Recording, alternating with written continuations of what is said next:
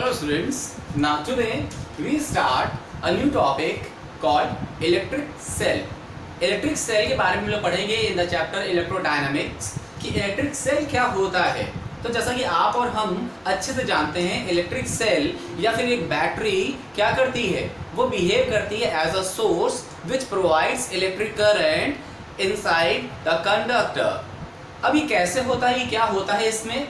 देखिए, अगर बात करते हैं किसी सेल की, तो किसी सेल के पास दो इलेक्ट्रोड्स होते हैं जिन्हें हम टर्मिनल्स बोलते हैं, positive terminal and negative terminal. अब ये पॉजिटिव और नेगेटिव टर्मिनल है क्या? Basically positive and negative electrodes होते हैं जो डिफरेंट मैनर से, डिफरेंट मेथड से, डिफरेंट कंपोजिशंस के थ्रू फॉर्म किए जाते हैं। फॉर एग्जांपल अगर मैंने बात कर ली यहाँ पर एक इलेक्ट्रोलाइटिक सेल की, इलेक्ट्रोलाइटिक सेल का एक एग्जांपल लाइक लेक्लांचे सेल। मोस्टली आप लोगों ने केमिस्ट्री लैब में लेक्लांचे सेल देखा होगा, अब क्लास 12 में हम लोग फिजिक्स लैब में भी इसको यूज करेंगे। तो लेक्लांचे सेल कैसे फॉर्म होता है? तो अगर हम बात करें तो लेक्लांचे सेल में भी क्या होते हैं, दो इलेक्ट्रोड्स होते हैं, एक होता है पॉजिटिव इलेक्ट्रोड और एक होता है negative electrode. For the positive electrode हम लोग यूज कर लेते हैं एक फील्ड पोरस स्पॉट। तो यहाँ पर हम लोग जैसे फॉर एग्जाम्पल हमने कहा हमारे पास कुछ इस तरीके का एक पॉजिटिव एनोड, जिसे हम इलेक्ट्रोड में एनोड बोलते हैं, एक थिक फील्ड पोरस स्पॉट होता है जिसमें ये हमारा एक कनेक्टिंग टर्मिनल होता है जिसके थ्रू हम यहाँ पे वायर कनेक्ट करते हैं। अनदर अगर बात करें, एक होता है हमारे पास नेगेटिव इलेक्ट्रोड। नेगेटिव इलेक्ट्रोड के लिए हम लोग यहाँ पे यूज करते हैं अ थिन जिंक रॉड। इस जिंक रॉड में भी हमारे पास ये टर्मिनल होता है जिसमें हम वायर को कनेक्ट कर लेते हैं और टाइट कर लेते हैं। तो ये बन जाता है हमारा नेगेटिवली कैथोड, या फिर इसको हम लोग नेगेटिव इलेक्ट्रोड या नेगेटिव टर्मिनल बोल देते हैं। और आपको अभी जो मैंने फील्ड पोरस स्पॉट दिखाया था वो है हमारा पॉजिटिवली एनोड। इसको हम लोग किसी पॉट के अंदर रख लेते हैं, किसी पॉट के अंदर रख लेते हैं। एक पॉजिटिव इलेक्ट्रोड हो गया, दूसरा नेगेटिव इलेक्ट्रोड हो गया हमारे पास, और इसके अंदर हम फिल कर लेते हैं केमिकल सॉल्यूशन। केमिकल सॉल्यूशन में हम लोग जब लेक्लांचे सेल बनाते हैं तो लेक्लांचे सेल के लिए हम लोग यहाँ पर लेते हैं ammonium chloride NH4Cl। Ammonium chloride को वाटर के साथ मिक्स करके, H2O के साथ मिक्स करके जब हम इस पॉट के अंदर उसको फिल कर लेते हैं तो वो हमारा एक इलेक्ट्रोलाइटिक सॉल्यूशन बन जाता है जिसमें हम लोग इसको पार्शियली, अपने इलेक्ट्रोड्स को पार्शियली इमर्ज कर देते हैं। इमर्ज करने के बाद इन दो टर्मिनल के अक्रॉस, पॉजिटिव नेगेटिव टर्मिनल के अक्रॉस जिस भी कंडक्टर को, जिस भी एलिमेंट को हमें अटैच करना होता है उसको कनेक्ट कर देते हैं। अब क्या होता है बेटा, इस पॉजिटिव और नेगेटिव टर्मिनल के अक्रॉस एक कांस्टेंट इलेक्ट्रिक फील्ड, एक कांस्टेंट पोटेंशियल डिफरेंस एस्टैब्लिश हो जाता है जो उस कंडक्टर के अंदर मौजूद कैरियर्स को, फ्री कैरियर्स लाइक इलेक्ट्रॉन्स, उनको कंडक्शन प्रोवाइड करने के लिए फोर्स देता है और उस फोर्स से वो करंट को फ्लो करना शुरू कर देते हैं। तो ये तो था हमारा एक सेल। सेल कैसा होता है? फॉर एग्जाम्पल मैंने इलेक्ट्रोलाइटिक सेल में लेक्लांचे सेल के थ्रू ये बता दिया है। ऐसे हमारे पास और भी डिफरेंट सेल्स होते हैं, जिसमें हम फिजिक्स की बात करें तो हम दो सेल को यूज करेंगे, एक तो लेक्लांचे सेल और दूसरा यूज करेंगे डेनियल सेल। ये दोनों ही सेल कैसे बनते हैं, कैसे यूज में आते हैं, इनके थ्रू कौन कौन से एक्सपेरिमेंट हम कंडक्ट करेंगे, इसके बारे में हम आपसे फर्दर आगे बात करेंगे। फिलहाल अभी हम बात करने वाले हैं आज सेल और सेल से रिलेटेड टर्म्स की। तो सेल और सेल से रिलेटेड टर्म्स के लिए सबसे पहले मैंने आपको सेल इंट्रोड्यूस किया कि सेल है क्या। तो सेल क्या है बेटा? It is a source which provide a constant potential difference और constant electric field from positive to negative terminal through a cell across any conductor. और सेल बनता कैसे है बेटा? With the two electrodes, a positive electrode and negative electrode, जिसको हम लोग किसी इलेक्ट्रोलाइटिक सॉल्यूशन के या किसी केमिकल सॉल्यूशन के थ्रू अटैच कर देते हैं। केमिकल सॉल्यूशन में क्या होता है बेटा? लगातार केमिकल रिएक्शंस होती हैं, उन केमिकल रिएक्शन से केमिकल एनर्जी को कन्वर्ट करते हैं हम लोग इलेक्ट्रिकल एनर्जी में। तो सोर्स बेसिकली क्या है, यहाँ पर सेल है, और सेल क्या कर रहा है? सेल कन्वर्ट कर रहा है केमिकल एनर्जी को इलेक्ट्रिकल एनर्जी में। तो आई होप आपको ये बात समझ में आई होगी कि कैसे कोई सेल वर्क करता है, सेल क्या होता है। अब हम यहाँ पे बात करने वाले हैं सेल के टर्म्स की, लाइक EMF को हम लोग यहाँ पे इलेक्ट्रोमोटिव फोर्स भी बोलते हैं। अनदर चीज टर्मिनल पोटेंशियल डिफरेंस के बारे में, and the third term is internal resistance offered by the cell. इन तीन टर्म्स के बारे में आज हम बात करेंगे किसी सेल के थ्रू। तो सबसे पहले मैंने जो आपको बताया सेल के लिए, सेल क्या था? सेल था एक source which provide a constant potential difference और constant electric field between the two terminals of a conductor when it connected by a cell. ठीक है, तो अब बेटा हम क्या करेंगे, हम लोग यहाँ पे स्टार्ट करेंगे सबसे पहला टॉपिक जिसको हम लोग यहाँ बोलते हैं इलेक्ट्रोमोटिव फोर्स। इलेक्ट्रोमोटिव फोर्स जिसको हम लोग ईएमएफ बोलते हैं शॉर्ट में, क्या होता है? तो सबसे पहले यहाँ पर एक काम करते हैं, हम एक सेल को पहले ड्रॉ करते हैं। मैंने यहाँ पे एक लेग्रांजे सेल ही बना लिया। फॉर एग्जांपल मैंने यहाँ पर एक लेग्रांजे सेल ले लिया, ये पॉट ले लिया। इसके अंदर हमने एक केमिकल सॉल्यूशन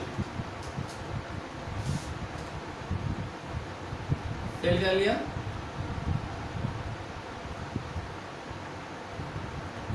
इस केमिकल सॉल्यूशन में हमने यहाँ पर 2 इलेक्ट्रोड्स ले रखे हैं।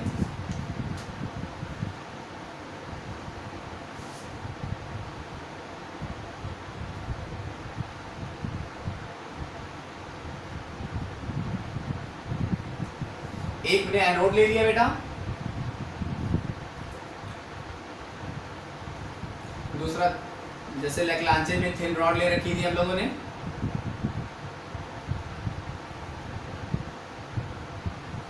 थिन जिंक रॉड, वो हमारा हो गया था cathode.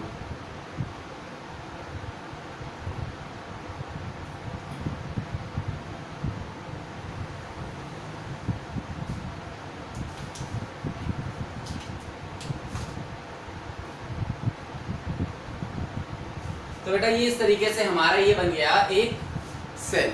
For example Leclanche cell मैंने बताया, तो मैंने कहा ये था हमारा क्या, ये हमारा cathode that is negative electrode,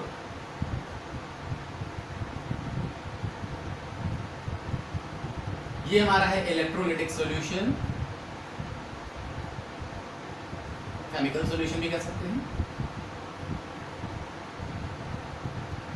ये बेटा हमारा था एनोड, जिसको हम लोग यहाँ पे पॉजिटिव इलेक्ट्रोड भी बोल सकते हैं। अब बेटा क्या है, देखिए अगर मैंने यहां पर दोनों इलेक्ट्रोड्स के through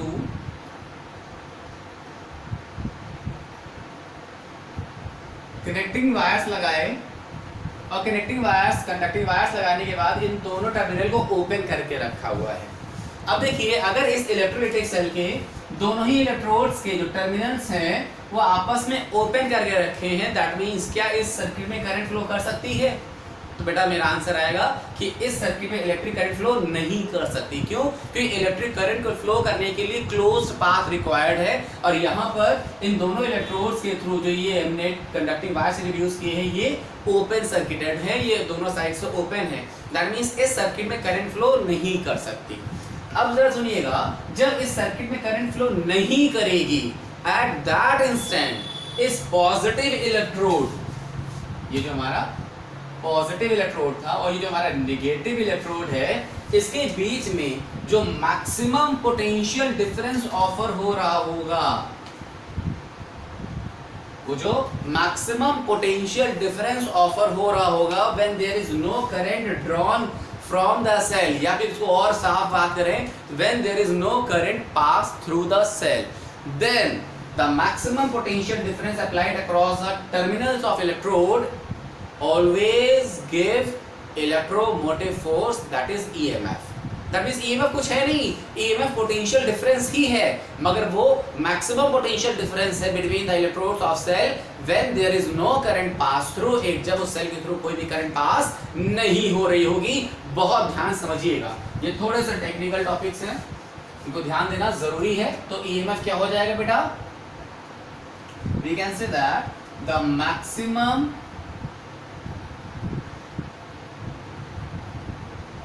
potential difference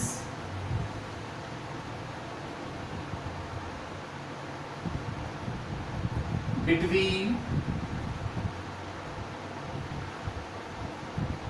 the electrodes of a cell when there is no current pass through it.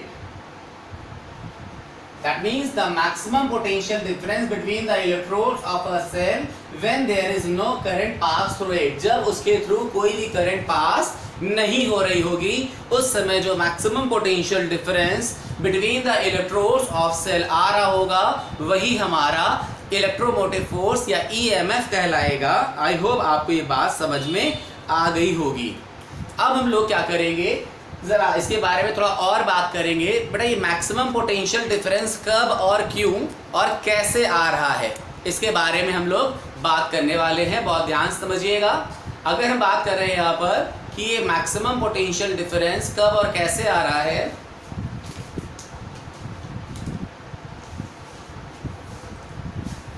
समझिएगा।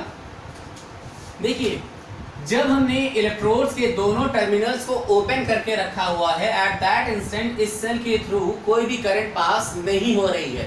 अब अगर इस सेल के थ्रू कोई करंट पास नहीं होगी then what will happen.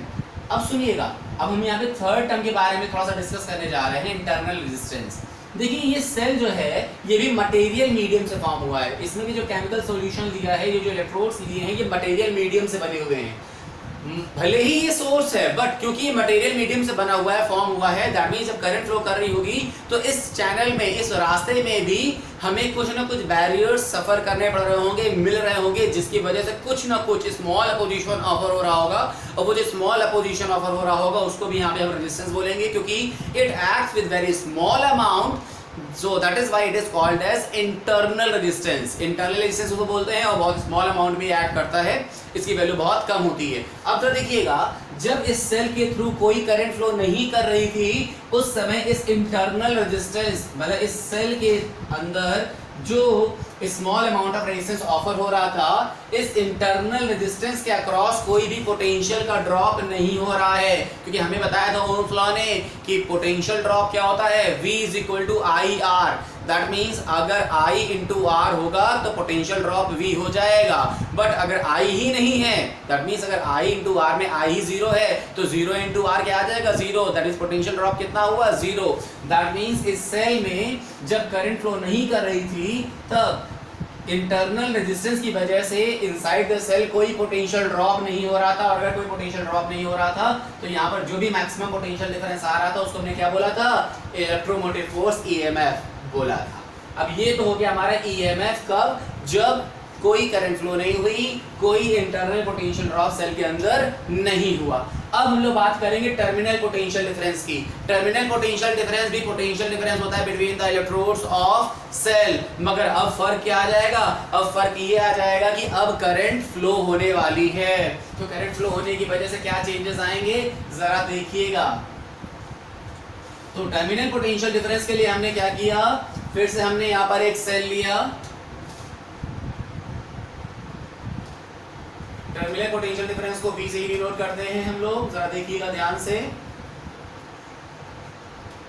In topics को बहुत अच्छे से समझिएगा बेटा, क्योंकि ये बहुत ज्यादा इंपॉर्टेंट है। ये जब हम लोग डिवाइसेस के बारे में पढ़ेंगे आगे, इसी यूनिट में सेकंड चैप्टर जो पढ़ेंगे हम लोग मेजरिंग इंस्ट्रूमेंट्स के बारे में, अपने पोटेंशियोमीटर के बारे में, अपने व्हीटस्टोन ब्रिज के बारे में, तो वहाँ पर पोटेंशियोमीटर वाले डिवाइस में EMF टर्मिनल पोटेंशियल डिफरेंस का बहुत मेजर यूज है और बहुत ज़्यादा फ्रीक्वेंटली पूछा जाने वाला क्वेश्चन है। सो दैट इज वाई ये टॉपिक बहुत ज़्यादा इंपॉर्टेंट है आपके लिए, बात आप ध्यान रखिएगा। टर्मिनल पोटेंशियल डिफरेंस को हम लोग V से डिनोट करते हैं। अब इसके लिए बेटा हम यहाँ पर क्या करेंगे, सबसे पहले एक सेल इंट्रोड्यूस करेंगे।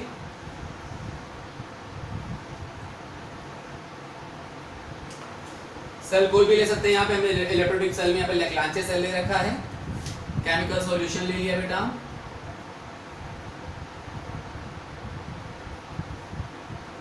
केमिकल सॉल्यूशन के साथ हमने यहाँ पे 2 इलेक्ट्रोड्स ले लिए, एक थिक रॉड जो ले रखी है बेटा ये हमारी एनोड की है,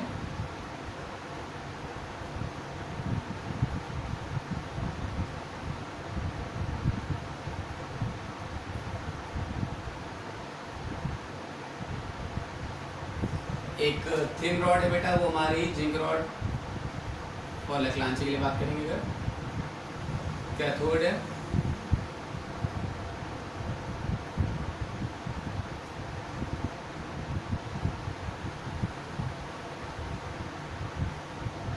अब बेटा हमने क्या किया, अगेन नेमिंग कर दी पहले। इंटरनल रेजिस्टेंस सेल का आर होगा, ये हमारा इलेक्ट्रोलाइटिक सॉल्यूशन है।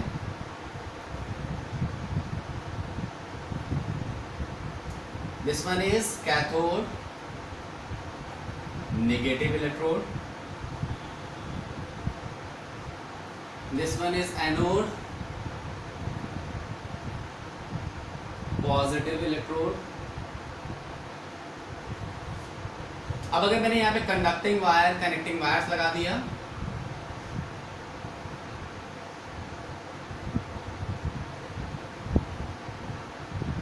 और उसके एंड टर्मिनल के क्रॉस हमने फॉर एग्जांपल ये रेजिस्टेंस लगा दिया, कुछ भी हमने लगा दिया, सर्किट कंप्लीट कर दिया, ये आर रेजिस्टेंस लगा दिया, लोड रेजिस्टेंस आर लगा दिया।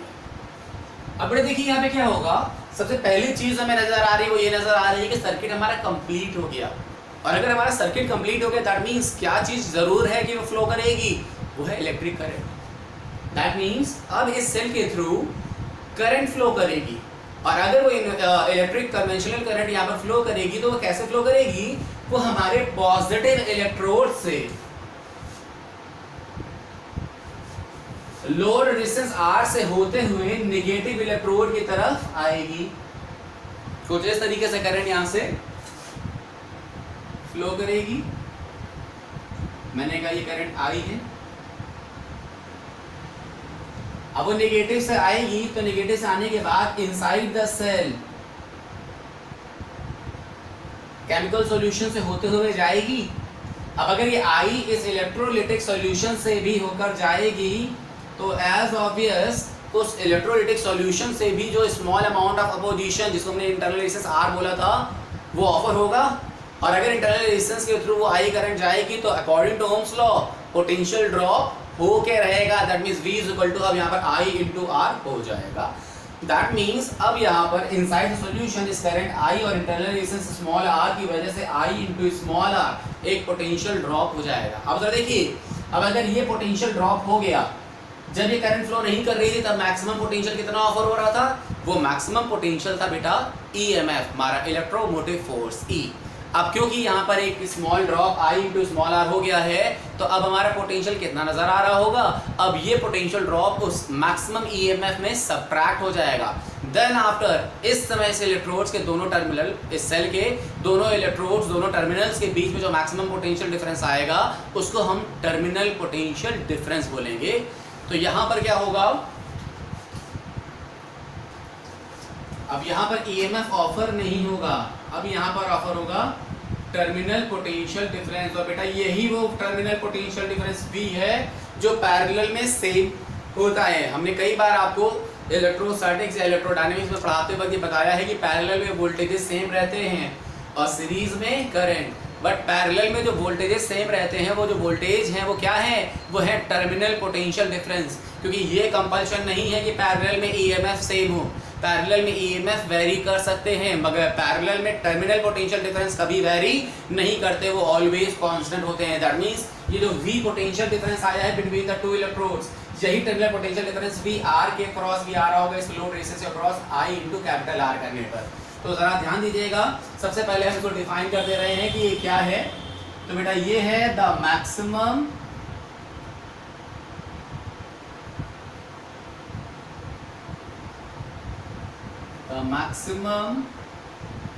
potential difference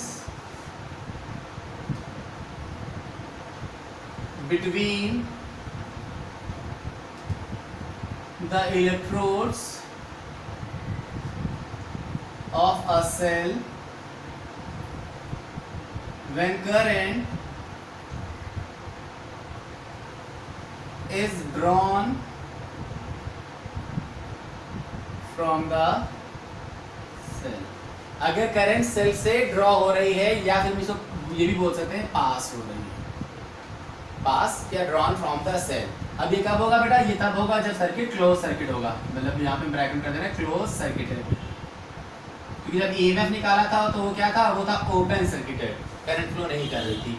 अब यहाँ पर क्या हो जाएगा, ये V कितना हो जाएगा, so terminal potential difference V can written as maximum potential था EMF उसमें क्या ड्रॉप हो जाएगा, internal potential drop, that is I into small r, तो जगह I इंटू स्मॉल आर, तो ये क्या बन गया, terminal potential difference V which is equal to E minus I r, and ये V किसके इक्वल भी होगा, and we can also say that V must be equal to I into capital R also, क्योंकि ये parallel में same होते हैं, equal होते हैं।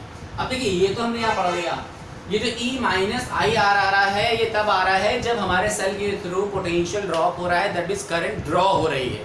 अगर करंट किसी सेल से विड्रॉ होती है, निकलती है, बाहर आती है, तो वहां पर पोटेंशियल ड्रॉप होता है। पर अगर हमने क्या किया, हमने कहा कि यहाँ पर हमने लोड रेजिस्टेंस R ना लगाकर यहाँ पर कोई सोर्स कनेक्ट कर दिया, अगर कोई इससे बड़ा सोर्स, इससे बड़ा सेल कनेक्ट कर दिया, देन व्हाट विल हैपन, तब करंट उस सोर्स के थ्रू इस सेल में जाएगी, मतलब इस सेल में करंट गेन होगी, ना कि इस सेल से ड्रॉ होगी। तो ऐसे में क्या हो जाएगा, जरा ध्यान से समझिएगा इस बात को। टर्मिनल पोटेंशियल डिफरेंस के लिए ही बात करेंगे भी हम लोग।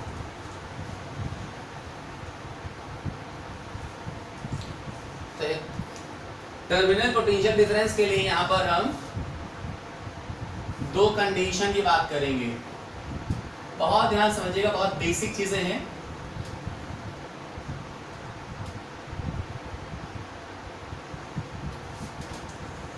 तो देखिए अगर बात करें सेल के कॉम्बिनेशन की, तो जैसे आपके घरों में इन्वर्टर्स लगे होते हैं, इन्वर्टर के साथ एक बैटरी अटैच होती है, तो बैटरी क्या है बेटा, वो बेसिकली कॉम्बिनेशन ऑफ सेल्स ही है। उसमें क्या करते हैं हम लोग, उसमें जब इलेक्ट्रिसिटी हमारे यहाँ एक्सटर्नल सोर्स से आ रही होती है, तो उस टाइम पे बैटरी हमारी चार्जिंग कर रही होती है, और जब वो खुद लोड संभालती है, खुद वो सोर्स बन जाती है, तो उस टाइम पे वो डिस्चार्जिंग करती है। तो सेल में अगर करंट जा रही है तो उसको हम लोग बोलते हैं करंट गेन या फिर चार्जिंग ऑफ सेल, और जब सेल से करंट बाहर आ रही है, ड्रॉ हो रही है, तो उसे बोलते हैं हम लोग डिस्चार्जिंग ऑफ सेल या current drawn from the cell. तो इसको हम दो मेथड से बताएंगे, पहला हो जाएगा चार्जिंग ऑफ सेल और दूसरा हो जाएगा डिस्चार्जिंग ऑफ सेल। इन दोनों केस में क्या हो जाएगा बेटा, टर्मिनल पोटेंशियल डिफरेंस एक्सप्रेशन कैसा बन जाएगा, अगर हम चार्जिंग ऑफ सेल कर रहे हैं, चार्जिंग ऑफ सेल का मतलब क्या हो रहा है, करंट गेन हो रही है किसी सोर्स के थ्रू, हैवी सोर्स के थ्रू सेल में करंट आ रही है, तो ऐसे में बेटा हमारा terminal potential difference V EMF से ज्यादा ऑफर होता है, हो जाएगा E plus I into small r. Small r के बारे में मैंने अभी बताया था आपको, ये था इंटरनल रेजिस्टेंस, अभी फिर से इसको डिफाइन करने वाले हैं। और अगर डिस्चार्जिंग ऑफ सेल हो रही है, मतलब सेल से करंट डिस्चार्ज हो रहा है, विड्रॉ हो रहा है, तो उसमें टर्मिनल पोटेंशियल डिफरेंस की वैल्यू EMF से कम आती है, that is V equal to E minus I r. और EMF क्या होता है, EMF वो मैक्सिमम पोटेंशियल डिफरेंस होता है जब करंट फ्लो नहीं होती है, वो कांस्टेंट रहेगा। अब बेटा ये तो था हमारा टर्मिनल पोटेंशियल डिफरेंस, और ये दो सी कंडीशन आ गई, चार्जिंग में E plus I R, discharging में E minus I are. I hope आपको दोनों टॉपिक, पहला EMF इलेक्ट्रोमोटिव फोर्स और दूसरा टर्मिनल पोटेंशियल डिफरेंस, दोनों ही क्लियर हो गया होगा। अब एक काम करते हैं, इंटरनल रेजिस्टेंस को भी डिफाइन कर देते हैं, आज का लास्ट टॉपिक। तो इंटरनल रेजिस्टेंस क्या होता है बेटा, जैसा कि अभी मैंने आपको बताया था,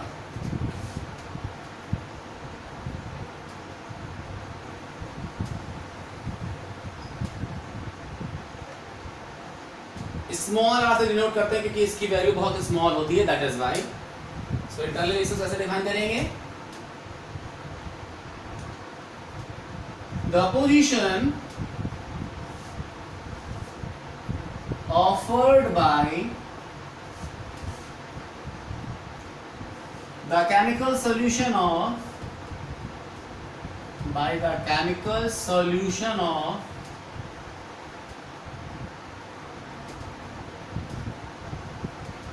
इलेक्ट्रोलाइटिक सेल और नॉर्मल सेल जो भी ले रखा है हम लोगों ने, the position offered by the chemical solution of electrolytic cell और normal cell जो भी लेना चाहें, in the direction of flow of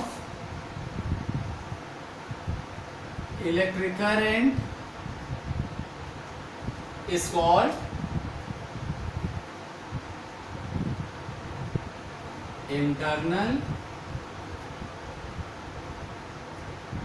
resistance. बहुत ध्यान समझिएगा, क्या बोलेंगे इसको हम बोलेंगे उसको internal resistance, and it act with very small amount inside a cell. So it is denoted by small r. तो ये था हमारा internal resistance of a cell. I hope आपको ये तीनों टॉपिक आज अच्छे से क्लियर हो गए होंगे। अब बेटा नेक्स्ट सन पे हम लोग बात करेंगे कॉम्बिनेशन ऑफ सेल्स की। सेल्स के कॉम्बिनेशन सीरीज में, पैरेलल में या मिक्स्ड ग्रुपिंग में किस तरीके से अरेंज होते हैं, किस तरह से उनके equivalent EMF, equivalent internal resistance निकालते हैं, इसके बारे में हम लोग नेक्स्ट सन पे डिस्कस करेंगे। सिंबल ऑफ इलेक्ट्रोलाइटिक सेल कैसा होता है, इस तरीके से। सो आज के लिए इतना ही। Thank you class.